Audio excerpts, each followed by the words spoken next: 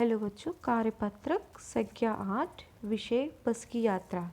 तो बच्चों, हम ये पाठ पहले भी पढ़ चुके हैं, तो उसी का ये गद्यांश है और उसी गद्यांश से कुछ प्रश्न उत्तर पूछे गए हैं। तो पहले हम गद्यांश पढ़ेंगे, फिर प्रश्न उत्तर पर चर्चा करेंगे। तो इसके लेखक कौन है बच्चों? हरिशंकर परसाई जी। ठीक है, तो हम गद्यांश पढ़ना शुरू करते हैं। पहले एक बस रुक गई। मालूम हुआ कि पेट्रोल की टंकी में छेद हो गया है। ड्राइवर ने बाल्टी में पेट्रोल निकालकर उसे बगल में रखा और नली डालकर इंजन में भेजने लगा। अब मैं उम्मीद कर रहा था कि थोड़ी देर बाद बस कंपनी के हिस्सेदार इंजन को निकालकर गोद में रख लेंगे और उसे नली से पेट्रोल पिलाएंगे। जैसे ही माँ बच्चे के मुंह में दूध की शीशी लगाती है। बस की रफ्तार अब 15-20 मील हो गई थी।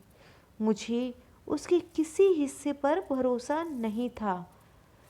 ब्रेक फेल हो सकता है, स्टीयरिंग टूट सकता है। प्रकृति के दृश्य बहुत लुभावने थे। दोनों तरफ हरे भरे पेड़ थे जिन पर पक्षी बैठे थे। मैं हर पेड़ को अपना दुश्मन समझ रहा था। जो भी पेड़ आता, डर लगता कि इससे बस टकराएगी। वे निकल जाता तो दूसरे पेड़ का इंतज़ार करता। झील दिखती तो सोचता कि इसमें बस गोता लगा जाएगी। एकाएक फिर बस रुकी। ड्राइवर ने तरह तरह की तरकीबें की, पर वे चली नहीं। सविनय अवज्ञा आंदोलन शुरू हो गया था। कंपनी के हिस्सेदार कह रहे थे, बस तो फर्स्ट क्लास है जी, यह तो इत्तेफाक की बात है। क्षीण चांदनी में वृक्षों की छाया के नीचे वे बस बड़ी दयनीय लग रही थी। लगता जैसे कोई वृद्धा थक कर बैठ गई हो। हमें ग्लानि हो रही थी कि बेचारी पर लदकर हम चले आ रहे हैं। अगर इसका प्राणांत हो गया तो इस बियाबान में हमें इसकी अंत्येष्टि करनी पड़ेगी। हिस्सेदार साहब ने इंजन खोला और कुछ सुधारा। बस आगे चली। उसकी चाल और कम हो गई थी। धीरे धीरे वृद्धा की आंखों की ज्योति जाने लगी। चांदनी में रास्ता टटोलकर वह रेंग रही थी। आगे या पीछे से कोई गाड़ी आती दिखती तो वह एकदम किनारे खड़ी हो जाती और कहती, निकल जाओ बेटी, अपनी तो उम्र ही नहीं रही। ठीक है, तो आशा करती हूँ बच्चों ये गद्यांश कुछ समझ में आया होगा। और हम पहले प्रश्न भी देखते हैं तो और ज़्यादा क्लियर हो जाएंगी चीज़ें।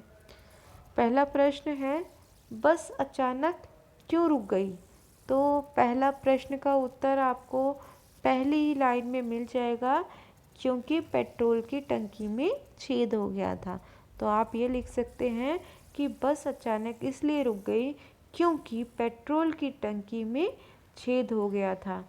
लेखक को किस पर भरोसा नहीं था और क्यों? अब इसका भी उत्तर आपको बच्चों ऊपर ही मिल जाएगा। लिखा है कि लेखक को बस के किसी भी हिस्से पर, मुझे उसके किसी, ये लिखा हुआ है ना, तो लिखना लेखक को, मुझे की जगह लिखना लेखक को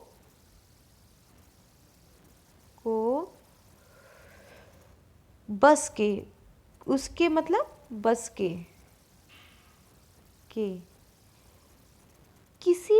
किसी हिस्से पर भरोसा नहीं था, है ना। और क्यों नहीं था? क्योंकि उसका कभी भी ब्रेक फेल हो सकता था, स्टीयरिंग टूट सकती थी। ठीक है, तो इसका ये उत्तर हो गया। अब लेखक हर पेड़ को अपना दुश्मन क्यों समझ रहा था? इसका भी उत्तर बच्चों आपको पैराग्राफ में ही, गद्यांश में ही मिल जाएगा। तो लिखा हुआ है कि मैं हर पेड़ को अपना दुश्मन समझ रहा था। मैं हर पेड़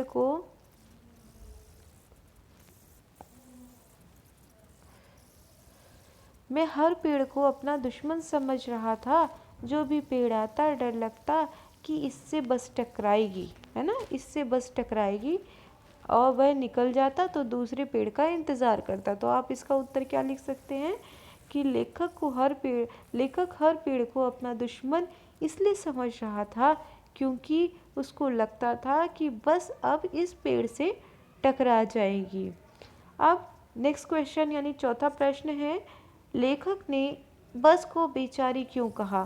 तो बच्चों साफ है, लेखक ने बस को बेचारी इसलिए कहा क्योंकि उसको देखकर ऐसा लग रहा था जैसे, क्या लिखोगे? क्योंकि उसको देखकर ऐसा लग रहा था जैसे कोई वृद्धा थककर बैठ गई हो और हमें ग्लानि हो रही थी। ग्लानि मतलब पश्चाताप हो रहा था कि बेचारी पर लदकर हम चले आ रहे हैं। अगर इसका प्राणांत हो गया तो इस बियाबान में हमें इसकी अंत्येष्टि करनी पड़ेगी। इसका मतलब यह है कि अगर वो कह रहा है लेखक कि अगर इसकी मृत्यु हो गई या ये बस चल बसी, मृत्यु हो गई इसकी, तो इसी बियाबान यानी इस जंगल में ही हमें इसका क्रियाकर्म करना पड़ेगा। अगला प्रश्न है, बस की तुलना वृद्धा से क्यों गई है? अपने शब्दों में लिखिए। तो बच्चों हम आसानी से बता सकते हैं इसका उत्तर कि बस की तुलना वृद्धा से इसलिए की गई है क्योंकि बस की हालात बहुत ही जर्जर थी, बहुत ही टूटी फूटी थी, वे बहुत ही देखने में बहुत ही पुरानी लग रही थी, उस पर तरस आ रहा था।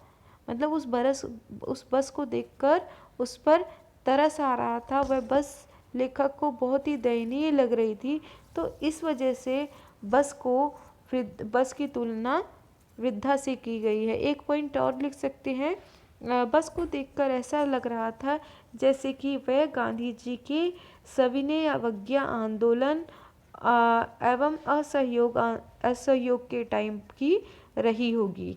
ठीक है, तो उसकी हालात को देखकर ऐसा लग रहा था। तो ये भी आप लिख सकते हैं इस प्रश्न के उत्तर में। तो बच्चों समझ में आ गया होगा आशा करती हूँ, और थैंक यू सो मच सुनने के लिए। आगे का हम अगली कक्षा में करेंगे।